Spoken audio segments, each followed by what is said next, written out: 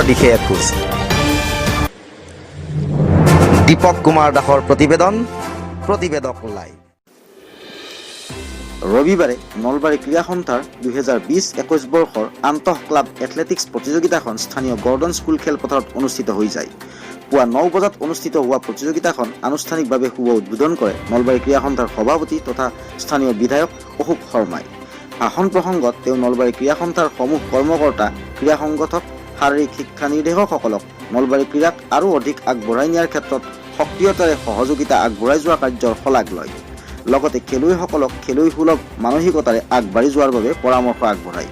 অনুষ্ঠানটোত উপস্থিত থাকে জিলা ক্ৰীড়া বিষয়া বিষ্ণুজ্যোতি কলিতা, ক্ৰীড়া সন্থাৰ প্ৰাক্তন সভাপতি তথা বৰ্তমানৰ কাৰ্যনিৰ্বাহক সদস্য হৰীশ গোস্বামী, উপসভাপতি নগেন ডেকা, সত্যেন শৰ্মা, কোষাধ্যক্ষ কৰুণা বৰ্মন, ফুটবল সম্পাদক দিলীপ মেধি, ভলীবল সম্পাদক দীপক কুমাৰ দাস, হকী সম্পাদক চন্দন হালৈ, টেবুল টেনিছ সম্পাদক অমন বৰ্মন, ক্ৰিকেট সম্পাদক নুৰুল আমিন আদিয়ে।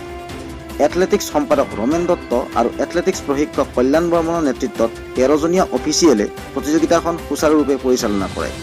120 জন এথলীটে অংশগ্ৰহণ কৰা প্ৰতিযোগিতাখনত প্ৰাক্তন এথলীট দিলীপ বৰ্মন আৰু ৰবীন শৰ্মাক সম্বৰ্ধনা জনোৱা হয়। অনুষ্ঠানটোৰ আগদৰে ক্ৰীড়া সন্থাৰ সাধাৰণ সম্পাদক মনোজ কুমাৰ চৌধুৰীয়ে তেখেতসকলে খুব আগ্ৰহ কৰিছিল যে যদি নলবাৰীত পাতিব পাৰোঁ অন্ততঃ 4-5 বছৰৰ মূৰত, তেতিয়াহ'লে আমাৰ খুব ভাল হয়।